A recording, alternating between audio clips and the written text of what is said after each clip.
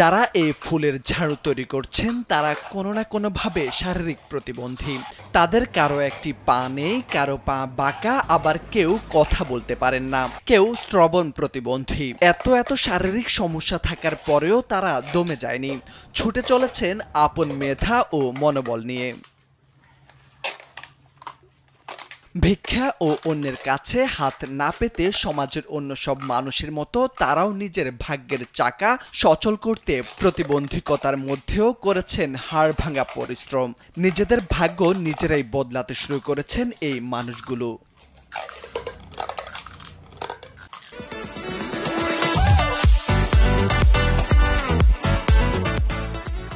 তবে তাদের এই কাজের পেছনেও একটি গল্প রয়েছে। কিছুদিন আগেও তারা সবাই বিভিন্ন জায়গায় ভিক্ষা করতেন, চলতেন অন্যের সাহায্যে। কিন্তু পদ্মা সেতু উদ্বোধনের পর থেকেই ঘাটের যানবাহন ও যাত্রীর সংখ্যা কমে যায়, আর তখনই বিপাকে ও হতাশায় পড়েন এসব প্রতিবন্ধীরা।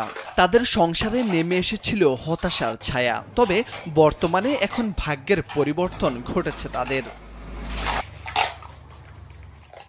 রাজবাড়ীর গোয়ালন্দে প্রতিবন্ধীরা একত্রিত হয়ে গড়ে তুলেছেন গোয়ালন্দ উপজেলা প্রতিবন্ধী উন্নয়ন সংস্থা। নিজস্ব উদ্যোগে তৈরি করেছেন ফুলঝাড়ু, আর এই ফুলঝাড়ু তৈরি করে জীবন সংগ্রামের নতুন দিগন্তের স্বপ্ন দেখছেন তারা।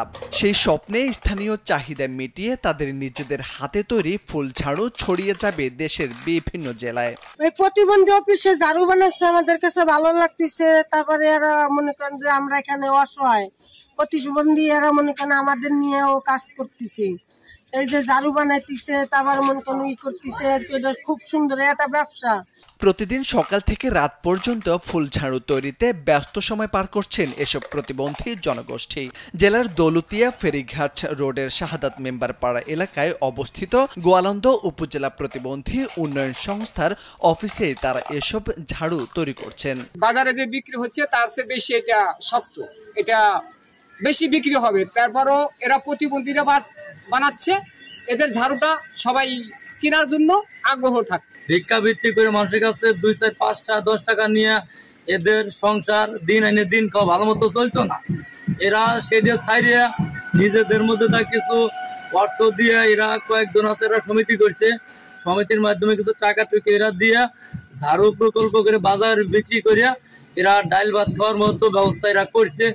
আমাদের তো এখন ওরা ওই ভিত্তিতে এখন করে না, ওই পেশা ওরা এখন করে না। ওরা যে ভিক্ষা পেশা করতো সেটার বাদ দিয়ে যে আমরা নিজেই একটা কুটির শিল্পীর মতো নিজেই আমরা একটা কর্মসংস্থান করব, তাই ওরা একটা পদ্ধতি বাইছে নিচ্ছে যে ওরা নিজেরাই সম্মিলিতভাবে ওরা এই যে ঝাড়ু এগুলো নিজেরাই ঘরে তৈরি করবে। আমাদের যতদূর সম্ভব আমরা প্রতিবন্ধীদেরই কাজ দেব।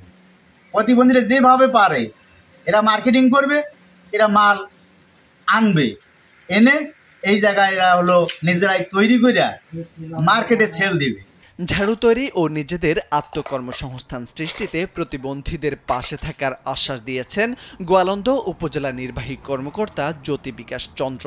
আমরা এটাকে খুবই সাধুবাদ জানাচ্ছি এবং এই প্রতিবন্ধী যারা ঘরের বাইরে বেরোতে পারে না, যারা স্বাভাবিকভাবে চলাচল করতে পারে না, তারাও যেন কিছু একটা করে খেতে পারে এবং প্রত্যেকদিন তাদের যাতে একটা আয় রোজগার থাকে, এজন্য উপজেলা পরিষদ থেকে আমরা তাদেরকে সহযোগিতা করেছি, উপজেলা প্রশাসন থেকেও তাদেরকে সহযোগিতা করা হয়েছে এবং আমরা তাদের পাশে আছি।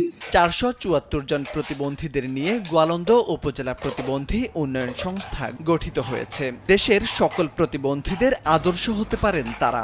উপযুক্ত সুযোগ সুবিধা পেলে আত্মকর্মসংস্থান তৈরিতে আরও অগ্রণী ভূমিকা পালন করতে পারবেন এই জনগোষ্ঠী, এমনটাই মনে করেন সবাই। মোরশেদ আলম, কালবেলা।